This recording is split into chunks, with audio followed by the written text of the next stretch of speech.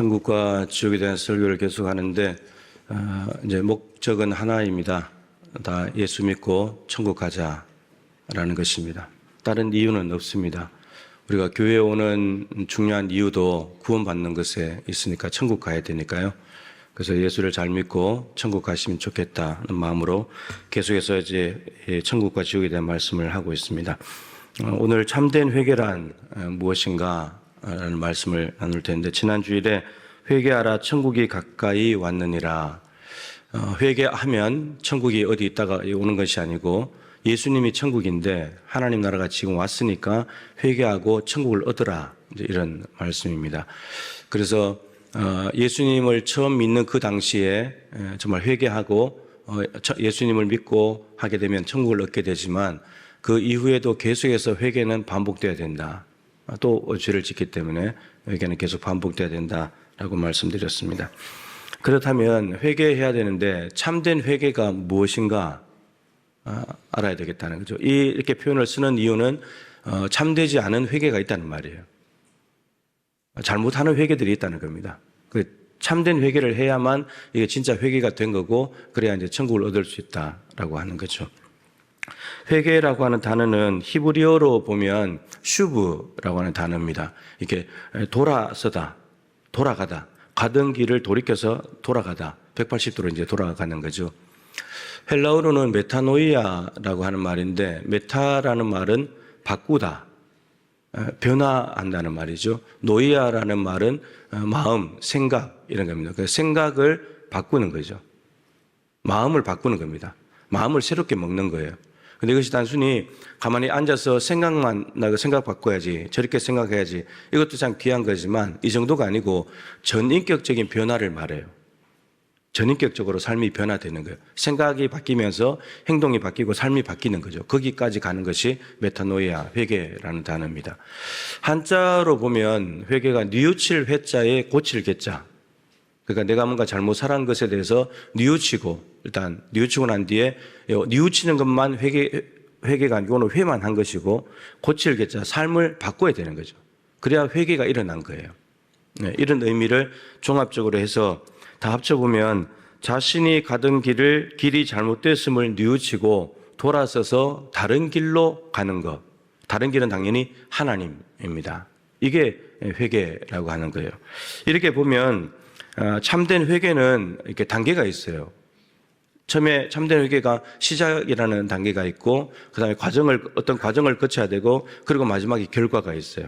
그래서 이 세 단계가 있는데 이 마지막까지 가야지만 참된 회개가 이루어진 거예요. 첫 번째 단계까지 한다든지 두 번째 단계까지만 한다고 해도 참된 회개는 아니에요. 마지막까지 가야 돼요. 그래야 참된 회개가 일어납니다. 참된 회개의 첫 번째 단계는 무엇이냐면, 시작이죠. 죄를 깨닫고 인정하는 거예요. 이 참회하는 것이, 죄를 깨닫고 인정하는 것이 참된 회개의 시작이에요. 그러니까 다르게 말하면 자신의 죄를 깨닫지 못하고 인정하지 않는다면 회개는 시작도 못하는 거예요. 근데 의외로 많습니다. 자신이 잘못한 것을 잘못했다고 인정하지 않거든요. 죄지었다고 말하기 싫거든요. 자존심 때문에 말 못하거든요. 항상 자기는 옳다고 생각하기 때문에. 자기 의에 빠진 사람들은 자기의 죄를 인정하지 않아요. 내가 왜 틀렸어? 네가 틀렸지. 항상 내가 제일 많이 알고 내가 생각한 것이 항상 맞고 나머지는 다 틀렸고, 이렇게 생각이 들거든요. 이런 사람들은, 바리새인 같은 이런 자기 의에 빠진 사람들은 절대 회개가 없어요. 참회도 못합니다. 잘못하는 것도 못하게 되는 거죠. 그렇기 때문에 그냥 죄를 가지고 사는 거예요. 자기 의에 빠진 사람은 자기 의 자체가 죄인데 그걸 가지고 살아가는 거예요. 참회를 했다고 해서 참된 회개가 된 것은 아니에요. 시작은 했지만 참된 회개가 된 것은 아닙니다. 우리가 예배당에서 참회기도 하지만 하나 잘못했습니다, 죄송합니다, 그리고 내가 그렇게 살지 않아야지 후회하는 것, 여러분 이거는 회개가 아니에요. 그냥 참회만 한 것이지 회개는 아닙니다. 회개는 거기에서 멈추지 않습니다. 계속 가야 되는 거죠. 많은 사람들이 여기에 멈춰 있어요. 이걸 못하는 사람도 많지만 내가 단순히 잘못했습니다, 죄송합니다, 여기에 머물러 있는 경우가 많아요. 여러분들은 아까 참회기도 했는데 참회만 한 거예요. 회개는 아직 안 한 거예요. 회개는 삶의 자리에 가서 나타나야 돼요. 여기서 참여만 한 거예요. 자, 이제 회개를 뉘우침으로 참여로 시작을 했다면 그 다음 단계가 있어요. 내가 가던 길을 잘못됐다고 깨달으면 그 다음 어떻게 되냐? 돌아서야 돼요. 직진으로 가던 길을 유턴 자리에 들어가서 유턴으로 돌아서야 돼요. 이게 두 번째 단계예요. 그러니까 방향의 전환이 일어나야 돼요. 참된 회개를 하려면. 방향을 전환하지 않으면 이건 회개 안 한 거예요. 방향 전환을 해야만 이게 이제 회개의 계가 시작된 거예요. 고치는 삶이 시작이 된 거예요. 방향 전환을 한다는 것이. 방향 전환을 해야 될 곳이 중요한데 그것은 하나님이어야 합니다. 오늘 본문 말씀에 오라 우리가 여호와께로 돌아가자. 여호와께로 돌아가자. 여러분 이스라엘 백성들은 때로는 애굽을 의지했다가 또 때로는 아수르를 의지했다가 이런 애굽을 의지하던 길을 돌아서서 하나님께로 가는 것이 아니라 아수르로 간다는 거예요. 바알을 섬기다가 그만두고 아세라로 간다는 거예요. 여러분 이것은 방향은 전환한 건 한 것이지만 방향을 목표하는 곳이 틀렸잖아요. 하나님이 아니잖아요. 여호와께로 돌아가야 되는 거예요. 많은 사람들이 이 방법 해봤다가 안 되니까 다른 곳으로 간다는 거예요. 하나님이 아닌 곳으로 가는 것은 방향만 다를 뿐이지 하나님이 아니라는 점에서 동일한 것이고 여전히 그 길도 죄의 길인 거예요. 좌로나 우로나 치우치지 마라. 여러분 좌와 우는 반대편에 있는 곳이지만 정도를 벗어났다는 점에서는 똑같아요. 바알이나 아세라는 똑같은 거죠. 애굽이나 아수르나 똑같은 거예요. 하나님이 아니라는 점에서. 그러니까 우리가 가던 길을 잘못됐다는 걸 깨닫고 방향을 전환해야 되는데 어디로 전환해야 되냐? 하나님께로 전환해야 됩니다. 사람에게로 더 의지가 될 만한 곳으로 그 다 여전히 죄악 가운데 있는 거예요. 하나님께로 방향을 바꿔야 된다라고 하는 거죠. 하나님께로 돌아서지 않는 한 우리는 계속해서 죄는 반복될 거예요. 삶을 고치는 것은 불가능한 일인 거죠. 그런데 이것도 회개의 계가 시작이 되었지만 이것도 참된 회개까지 간 건 아니에요. 마지막 단계가 남아있어요. 방향 전환을 했다면 어떻게 해야 되죠? 유턴을 했다면 어떻게 해야 돼요? 이제 가야죠. 하나님께로 돌아가야죠. 이게 마지막 단계예요. 행동해야 합니다. 행동으로 옮겨야 된다는 거죠. 여기에서 내가 하나님 내 마음대로 살던 것을 잘못했습니다. 용서해 주십시오. 이러고 가만히 있으면 또 그대로 살아요. 또 방향 전환을 해놓고도 거기서 머뭇거리고 있으면 과거의 익숙한 삶 때문에 또 그쪽으로 가게 돼요. 그러니까 잘못했다는 걸 깨닫고 방향을 틀었다면 이제 하나님께로 달려가야 되는 거예요. 행동이 일어나야 돼요. 움직여야 돼요.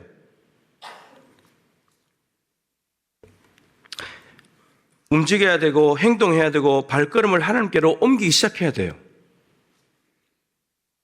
그럴 때 여러분 삶의 변화가 시작이 되는 거예요. 회개에 합당한 열매를 맺어야 된다. 우리가 주일마다 참여하지만 여러분 열매가 있습니까? 정말 주중에 돌아가서 삶이 바꿔집니까? 그 참여한 삶에 대해서.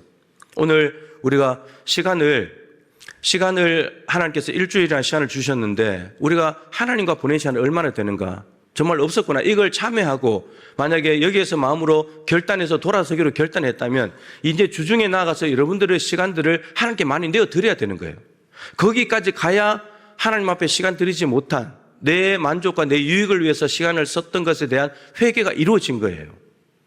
근데 그렇게 되지 못하고 행동으로 옮기지 못하고 다음 주에 오게 되면 여러분은 똑같은 죄를 가지고 또 회개하게 될 거예요. 또 참여할 거예요.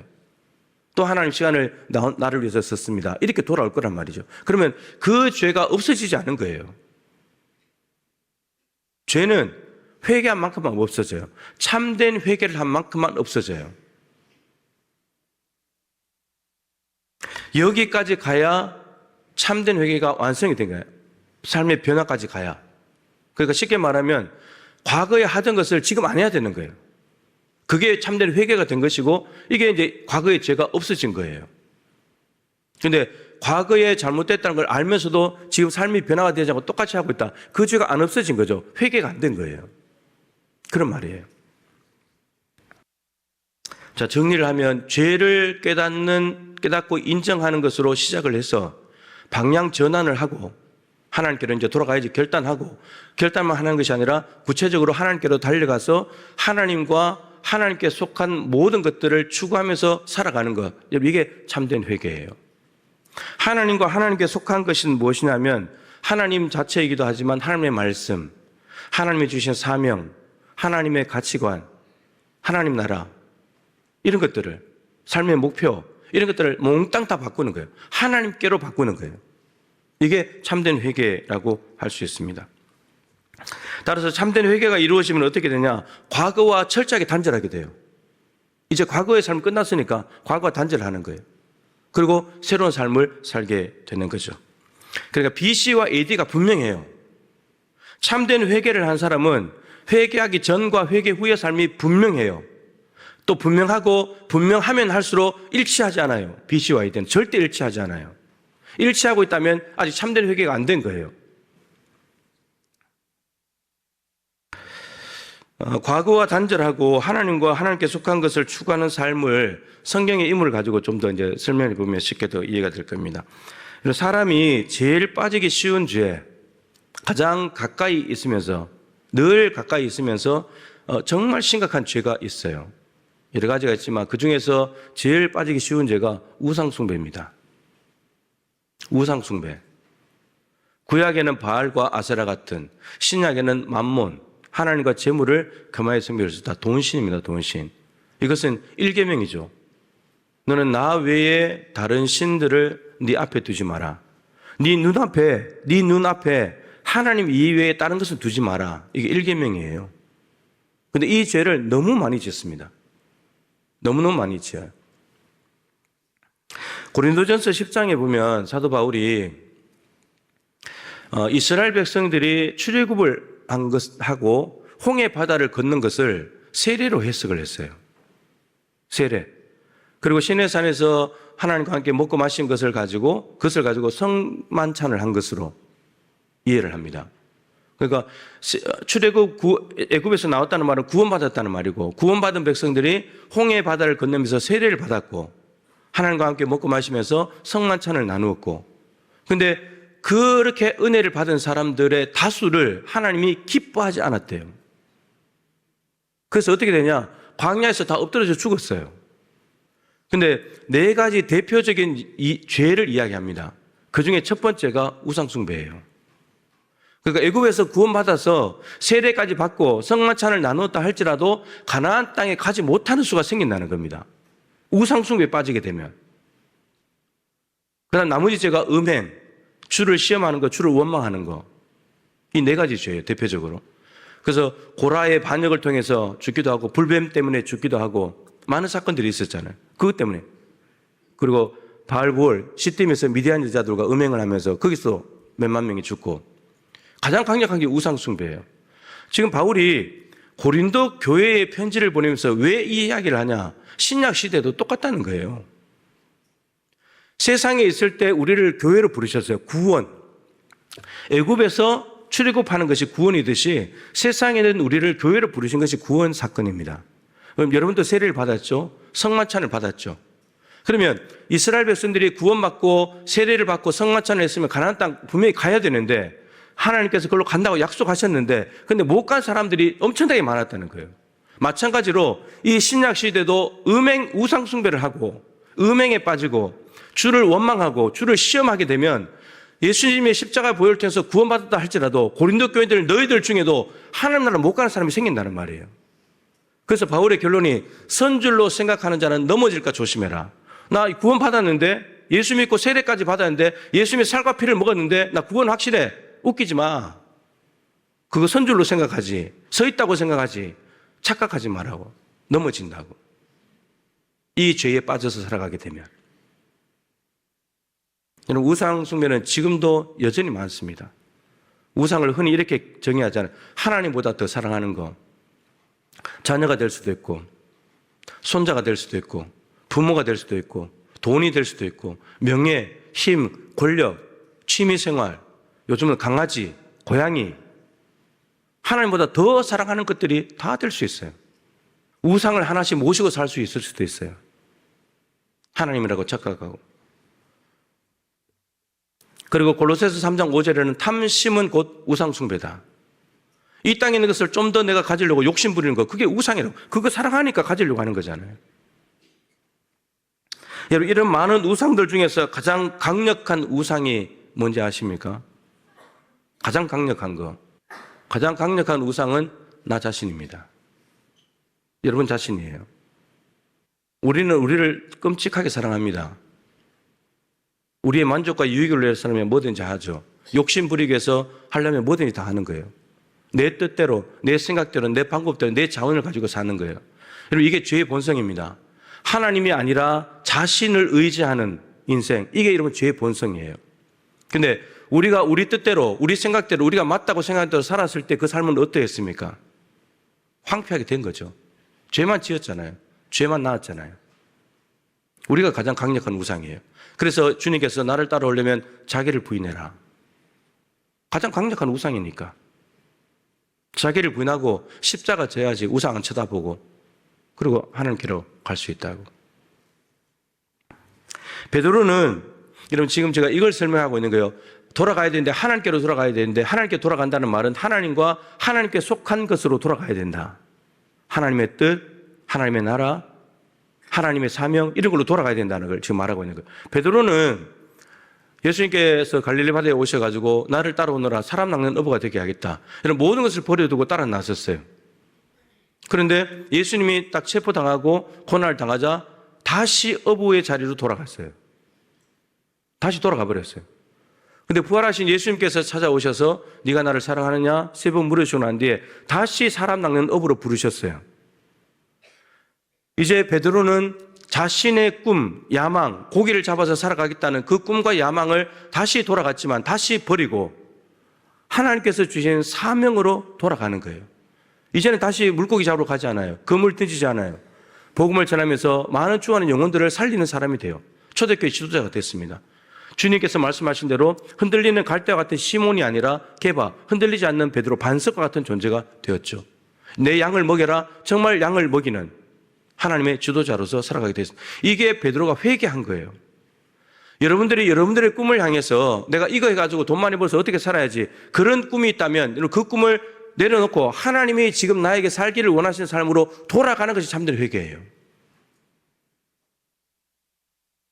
저는 제 꿈대로 갔다면 저는 동해안 바닷가에 가서 물고기를 잡고 있겠죠. 그건 제가 생각했던 내 꿈이고 하나님의 부르심은 아니라는 거예요. 목회자라는 거예요. 그럼 저는 그 삶을 접고 과거와 단절하고 새롭게 가는 거예요. 이 길을 끝까지 충성해서 가면 되는 거예요. 이게 하나님께로 돌아가고 참된 회개를 한다는 말이에요. 여전히 물고기 잡고 그물 던지고 있으면 회개를 안 한 거죠. 하나님의 사명을 위해서 돌아서는 것. 내 꿈과 야망을 위해서 가던 삶을 하나님의 사명을 위해서 돌아서는 것. 이게 회개다라는 거죠. 누가복음 3장에 가면 세례 요한이 요단강에 나타나서 회개에 합당한 열매를 맺어라 라고 설교했을 때 거기에 모였던 사람들 중에 무리들이 와서 우리는 무엇을 해야 됩니까? 이런 말이죠. 우리는 무엇을 해야 회개에 합당한 열매를 맺는 겁니까? 어떻게 삶을 바꿔야 되는 겁니까? 라고 무리가 물은 거예요. 세례 요한이 이렇게 답합니다. 옷 2벌 있는 자는 옷 없는 자에게 하나를 줘라. 여러분, 이 이스라엘 백성들의 옷은 통으로 짠 옷인데 이거 낮에는 옷이지만 밤에는 이불 대용입니다. 영하로 떨어지는 날씨이기 때문에 이불이에요, 이불. 근데 너는 이불 2개를 가지고 밤에 편안하게 잠을 자는데 이불도 없이 벌벌 떨고 있는 형제가 옆에 있는데 왜 가만히 놔두냐? 네 옷 한 벌을 줘야지. 여러분, 이게 나에게 있는 옷 2벌 중에 하나를 옆에 있는 가난한 사람에게 나눠주는 것, 이웃 사랑을 실천하는 것이 회개에 합당한 열매래요. 혼자 독점하고 독식하는 것이 아니라 나만 괜찮으면 괜찮은 것이 아니라 불쌍한 이웃을 도와주는 것, 내 소유를 반분해가지고 나눠주는 것, 여러분 이게 회개에 합당한 열매래요. 여러분 이것도 하나님께로 돌아가는 거예요. 하나님 나라의 가치니까. 먹을 것이 있는 자도 당연히 그렇게 해라. 없는 자에게 나눠주라는 거예요. 혼자 배부르게 먹지 말고. 그 다음에 온 사람들이 세리는 부과된 세금 외에는 받지 마라. 세리들이 로마의 권력을 등렵고 이스라엘 백성들로부터 세금 받아가지고 로마에 갖다 주고 자기도 주머니 챙겨야 되니까 만약에 10만 원 부과된 건데 20만 원씩 부과해서 받는 거예요. 그 10만 원 자기 넣는 거고 10만 원 갖다 주는 거죠. 그 부과된 세금 10만 원만 받아라. 돈 욕심 부리지 마라. 정한 질서대로 해라. 여러분 이것이 참된 회개의 열매를 맺는 거래요. 이스라엘 백성들 얼마나 고달프고 힘들었겠습니까? 군인들을 또 와서 우리는 어떻게 회개에 합당한 열매를 맺는 겁니까? 강탈하지 마라. 강제로 힘을 가지고 빼앗지 마라 남의 거를. 그리고 거짓 고발하지 마라. 여러분 군인들이 자기들이 잘못해놓고 이스라엘 백성이 잘못했다고 죄를 뒤집어 씌우는 거예요. 고발하는 거예요. 그리고 받는 급료를 족한 줄 알아라. 로마에서 파견 왔으면 로마에서 정부에서 주는 급료를 받지 왜 남의 다른 급료를 더 받으려고 애를 쓰냐. 받는 급료를 족한 줄 알아라. 다른 돈 챙기지 마라. 그러니까 전부 다가 좀 욕심에 대한 거, 나만 잘 되면 된다는 이 삶에서 남을 잘 되게 해주는 거, 남도 잘 되고 나도 잘 되고 같이 사는 것, 함께 살아가는 것, 이게 하나님 나라의 가치예요. 나만 잘 되겠다는 가치를, 이건 세상 가치인데 세상 나라의 가치에서 하나님 나라의 가치로 돌아서는 것, 내 소유가 절반이나 나가도 아무렇지도 않은 것, 이게 회개에 합당한 열매를 맺는 삶인 거예요. 하나님 저들을 불쌍히 여기십시오. 이거는 회개가 아닌 거예요. 그런 기도도 필요하지만 근데 그 불쌍한 이웃을 내가 도와줘야 된다는 거예요. 있는 사람이. 사도 바울은 가치관이 달라졌어요. 가치관이. 예수님을 죄인이라고 배웠기 때문에 교회를 박해했습니다. 예수 믿는 사람들 때려잡아 다니고. 그런데 부활하신 예수님을 만나고 난 뒤에 회개하면서 바울의 삶이 어떻게 바뀌냐. 예수님이 메시아라는 것을 알게 되면서 예수님을 전하는 삶으로 바뀌어집니다. 교회를 세우는 사람으로 바뀌어지게 됩니다. 이제 핍박하지 않습니다. 교회 세우는 사람이 돼요. 오히려 그동안에 교회를 핍박했던 그 핍박을 자기가 몸으로 감당해냅니다. 그리고 교회를 세워갑니다. 그리고 자기의 스펙, 이스라엘인이고 히브리인 중에 히브리인이고 베냐민 지파 출신이고 난지 8일 만에 할례를 하고 율법의 의로는 흠이 없고 열심으로 교회를 박해하고 엄청난 스펙을 가진 사람인데 이 스펙을 자랑하던 나한테 이거 유익한 거고 나 이거 자랑할 만해 이런 것이었는데 이걸 다 배설물 처리해버립니다. 해로운 것이라고 잃어버린대요. 왜냐하면 예수 그리스도를 얻어야 되니까. 예수 그리스도를 얻기 위해서는 이걸 다 버려야 되니까. 이걸 얻어버리면 예수님을 버려야 되니까. 여러분 가치관이 완전히 바뀌어진 거예요. 여러분들이 자랑할 만한 스펙들 전부 다 모아놨고 이 세계에 지금 75억이 살고 있는데 이 75억의 인구가 가진 잘하는 분들 강점들을 다 끌어모으고 이거 자랑할 만한 거 다 끌어모아놓고 한쪽에 올려놓고 맞은편에 예수 그리스도를 올려놓으면 저울이 어디로 기울 것 같습니까? 어디로 기울 것 같아요? 뭘 거기 고민이 돼요? 예수님께로 기울어지지. 우리가 가진 거 75억이 가지고 있는 온갖 영광을 다 끌어모아놔도 예수 그리스도만큼도 못한 거예요. 사도 바울은 이걸 깨달은 거예요. 예수 그리스도를 아는 지식이 가장 고상하고 우월하다는 걸 깨달은 거예요. 내가 가진 거 이거 구원도 못하고 죄도 못 없애주고 아무것도 아니구나 깨달아버린 거예요. 배설물 처리해버리는 거예요. 그럼 이 가치관. 그래서 나는 주님만 자랑하고 주님을 기쁘시게 하는 자가 되기를 힘쓴다. 더 이상 나를 기쁘게 하지 않는다. 주님을 기쁘시게 하는 자가 된다. 이렇게 가치관이 하나님의 가치관으로 바뀌어지는 거예요. 여러분 이게 회개예요. 그냥 단순히 몸이 하나님께로 가는 것이 참된 회개가 아니라 우리의 생각, 지정의 모두 다가 하나님께로, 하나님께 속한 것으로 다 바뀌어지는 것. 그게 참된 회개예요. 여러분 이 회개는 죽을 때까지 해야 돼요. 끊임없이 우리를 찾아오기 때문에. 유혹도 계속되고 날마다 되는 것이고 죄도 끊임없이 찾아오는 거고 마귀가 쉬지 않기 때문에 우리도 쉬지 않고 기도하면서 계속해서 회개하면서 정결하게 해 나가야 되는 거예요. 그래야 천국은 죄가 있으면 못 가니까 죄를 회개해야 천국 갈 수 있다라는 거죠.